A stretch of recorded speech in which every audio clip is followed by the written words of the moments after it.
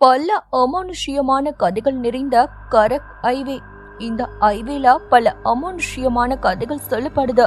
அதுல ஒரு கதையை தான் இன்னைக்கு நான் உங்ககிட்ட சொல்ல போறேன். ஜாரா, சமீர் இவங்க 2 பேருமே தம்பதிகள். இவங்க 2 பேருமே அந்த ஐவேல இரவு நேரத்துல கார்ல பயணம் பண்ணிக்கிட்டு இருக்காங்க. சமீர் அவங்க மனைவியோட நல்லா சிரிச்சு பேசிக்கிட்டே வண்டியை ஓட்டிக்கிட்டு இருக்காரு. அந்த சமயத்துலதான் எதிர்பாராத விதமா அவங்க வண்டியில ஏதோ ஒண்ணு வந்து மோதின மாதிரி அவங்க ஃபீல் பண்றாங்க. காரை சடனா பிரேக் போட்டு நிறுத்திய சமீரும் கார்ல ஏதாவது வனவிலங்கு வந்து மோதிருக்குமா அப்படின்னு ஆரம்பத்துல நினைக்க ஆரம்பிக்கிறாரு. ஆனா கார் கண்ணாடி வழியா பின்னாடி பார்க்க சொல்ல அவருடைய இதய துடிப்பை நின்னு போகுது.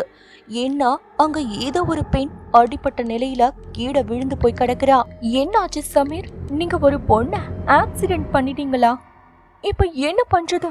அவ உயிரோட இருக்காளா அப்படின்னு சாரா பல கேள்விகளா சமீரை பார்த்து கேட்க ஆரம்பிக்கிறாங்க.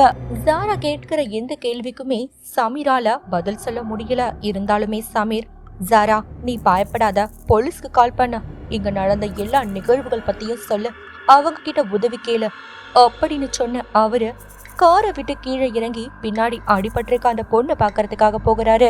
ஜாராவும் போலீஸ்க்கு கால் பண்ணி நடந்த நிகழ்வுகள் அனைத்தையுமே சொல்றாங்க. இதே சமயத்துல சமீரும் காருக்கு பின்னாடி போய் பாக்குறாரு.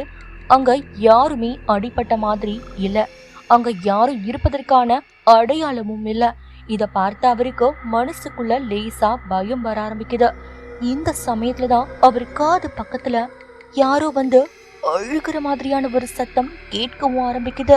சமீர் வேகமா காருக்கு போய் காரை ஸ்டார்ட் பண்ணி காரை வேகமா ஓட்ட ஆரம்பிக்கிறாரு. அவங்க மனைவியும் என்ன நடந்துச்சுன்னு கேட்கிறாங்க. அவர் எந்த பதிலும் சொல்றதுக்கு தயாரா இல்ல. இந்த சமயத்துலதான் காருக்கு வெளியே கேட்ட அதே அழுகுரல் சத்தம் காருக்குள்ளயும் கேட்க ஆரம்பிக்குது. அழுகுரல் சத்தத்தை கேட்ட சாராவும் பயப்பட ஆரம்பிக்கிறாங்க. காரு சமீரும் இன்னும் வேகமா ஓட்ட ஆரம்பிக்கிறாரு. அந்த சமயத்துல எதிர்பாராத விதமா ஒரு பள்ளத்தாக்குல விழுந்து கார் ஆக்சிடென்ட் ஆகுது.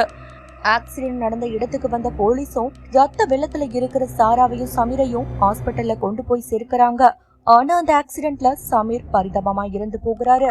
சாரா கிட்ட நடந்த நிகழ்வுகளை பத்தி போலீஸ் விசாரிக்க சொல்ல சாரா எல்லா கதையையும் சொல்ல ஆரம்பிக்கிறாங்க. ஆனா இதையெல்லாம் கேட்ட போலீஸ் என்ன சொல்றாங்கன்னா, நீங்க சொல்றது எல்லாமே உண்மைதான், ஆனா நீங்க வேற ஒரு பொண்ணு ஆக்சிடென்ட் பண்ணதா எங்ககிட்ட சொல்லல, உங்களுக்கு தான் ஆக்சிடென்ட் ஆச்சுன்னு சொன்னீங்க, இதை கேட்டுதான் நாங்களே அங்க வந்து உங்களை காப்பாத்தினோம் அப்படின்னு சொல்லும் பொழுது சாராவுடைய ஈர கொலையை நடுநடுங்கி போகுது.